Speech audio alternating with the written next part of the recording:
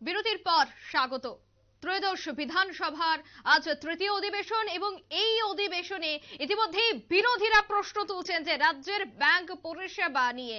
তারা প্রশ্ন তুলেছেন কৃষি প্রধান এলাকায় ব্যাংক শাখা বৃদ্ধি নিয়ে এবং রিজার্ভ ব্যাংকের কাছে সেই বিষয়ে প্রস্তাব দেওয়ার আশ্বাস দিয়েছেন এই মুহূর্তে অর্থমন্ত্রী প্রণজিৎ সিংহ রায়। কৃষি প্রধান এলাকায় ব্যাংকের শাখা বৃদ্ধি করার প্রস্তাব জানিয়েছেন বিরোধীরা। এরপর শাসক পক্ষ অর্থাৎ সরকার পক্ষ অর্থমন্ত্রী প্রণজিৎ সিংহ রায় রিজার্ভ ব্যাংকের কাছে সেই বিষয়ে প্রস্তাব দেবেন বলে আশ্বাস দিয়েছেন। কি বলেছেন সেই বিষয় নিয়ে আমি বিস্তারিত জানবো। টেলিফোন লাইনে রয়েছে নিউজ ভ্যানগার্ড প্রতিনিধি বিপ্লব চন্দ্র। বিপ্লব দা, এই মুহূর্তে কি আপডেট উঠে আসছে? দেখো, ত্রয়োদশ বিধানসভা যেটা চলছে তার তৃতীয় দিনে আজকে কিন্তু একটা লাউগাং সহ শানখোলা মূলত যে রাজ্যের কৃষি প্রধান এলাকা রয়েছে সেই কৃষি প্রধান এলাকার কৃষকরা তাদের জব কার্ড রয়েছে বহু মানুষের, কিন্তু তাদের ব্যাংক নেই, যার কারণে কিন্তু তাদের লেনদেনের ক্ষেত্রে আর্থিক লেনদেনের ক্ষেত্রে একটা সমস্যায় পড়তে হচ্ছে। এবং সেটা নিয়ে কিন্তু আজ বিধানসভার অধিবেশনে বিরোধী পক্ষ কিন্তু সেটা ধরেছিল এবং প্রশ্ন তুলেছিল যে কেন জব কার্ড থাকা সত্ত্বেও তারা কৃষি প্রধান এলাকার সেই কৃষকরা কেন তাদের থেকে ব্যাংক থেকে সুবিধা পাচ্ছে না। তো সেই ক্ষেত্রে কিন্তু উঠে এসেছে যে বড় তথ্য উঠে এসেছে যে সেই সমস্ত এলাকাগুলিতে ব্যাংক না থাকার কারণেই কিন্তু জব কার্ড থাকা কৃষকরা সেখান থেকে বঞ্চিত হচ্ছেন।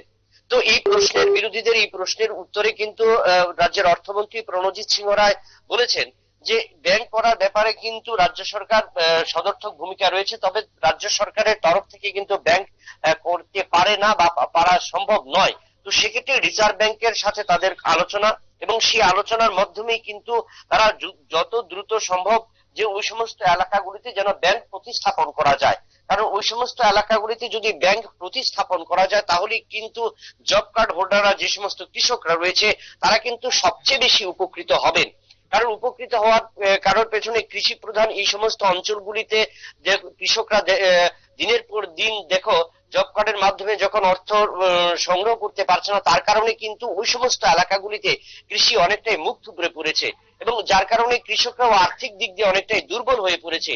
এই সমস্ত দিক নিয়ে কিন্তু বিরোধীরা আজ চেপে ধরেছিল শাসক দলকে, যদিও সেখানে কৃষিমন্ত্রী প্রণজিৎ সিংহ রায় আশ্বাস দিয়েছেন যত দ্রুত সম্ভব ওই সমস্ত এলাকাগুলিতে এই জব কার্ড ভোক্তা যে সমস্ত কৃষকরা রয়েছেন তাদের কিভাবে উপকৃত করা যায় এবং ব্যাংক প্রতিস্থাপন কিভাবে করা যায় সেই বিষয়ে তারা সদর্থক ভূমিকা পালন করবে। বিপ্লবদা, আর দেশের প্রধানমন্ত্রী নরেন্দ্র মোদী তিনি আশ্বাস দিয়েছিলেন যে গোটা দেশে ব্যাংকের বিভিন্ন শাখা তৈরি করা হবে। সেক্ষেত্রে রাজ্যের রাষ্ট্রায়ত্ত ব্যাংকের তেমন কোনো শাখা নেই। যদি শাখা থাকতো তবে কি কৃষকরা লোন বা অন্যান্য বিভিন্ন সুবিধা পেত? বা এই মুহূর্তে রাজ্যে নেই বিভিন্ন শাখা, যার ফলে অনেকটাই অসুবিধা পোহাতে হচ্ছে কৃষকদের। হ্যাঁ, অবশ্যই এটা তো ঠিকই, কারণ যে সমস্ত কৃষি প্রধান এলাকাগুলিতে, কারণ আমরা জানি যে যে সমস্ত কৃষকরা রয়েছে রাজ্যের এবং প্রত্যন্ত অঞ্চলগুলিতে, শুধু এই রাজ্যে নয় আমাদের গোটা দেশের মধ্যে, তাদের কিন্তু এই প্রান্তিক চাষি যারা রয়েছে ওই সমস্ত চাষিদের একমাত্র নির্ভর করতে হয় ব্যাংকের উপর। কারণ ব্যাংক থেকে লোন নেওয়ার পরেই কিন্তু তারা কৃষিতে তারা সবচেয়ে বেশি ঝুঁকে থাকে।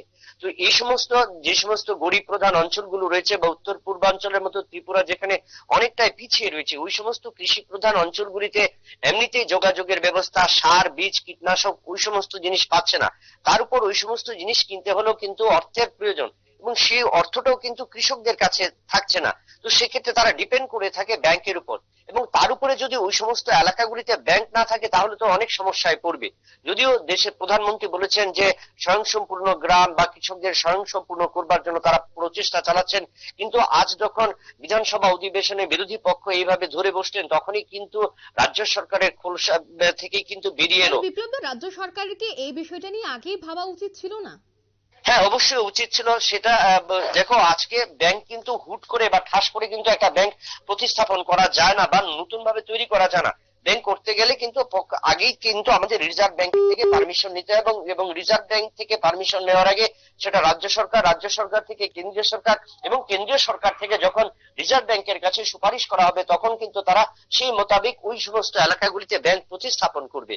কিন্তু সেটা নতুন করে নয়, আজকে 4-5 বছর ধরে নয়, বিগত দিনগুলোতেও কিন্তু জব কার্ড হোল্ডাররা এই রাজ্যের বা প্রত্যন্ত অঞ্চলের কৃষকরা কিন্তু অনেক দিক দিয়ে পিছিয়ে ছিলেন। সেটা কিন্তু এবার কিন্তু আরো বেশি করে কিন্তু সামনে উঠে এলো, এবং যেটা কিন্তু একটা শাসক দলের সামনে কিন্তু একটা নতুন করে হাতিয়ার তৈরি করে দিল কিন্তু বিরোধী পক্ষ, এবং যেখানে কিন্তু অর্থমন্ত্রী প্রণজিৎ সিংহ রায় স্বীকার করতে বাধ্য হলেন যে আগামী দিনে তারা কৃষকদের প্রতি তারা সমবেদনা বা দয়া দেখাবেন বা কৃষকদের জন্য ব্যাংক প্রতিস্থাপন করবেন।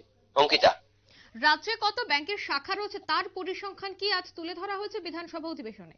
এখন পর্যন্ত যে পরিসংখ্যান, যে এখন পর্যন্ত 572টি ব্যাংক, তার মধ্যে 1371টি শাখা এবং 567টি এটিএম রয়েছে।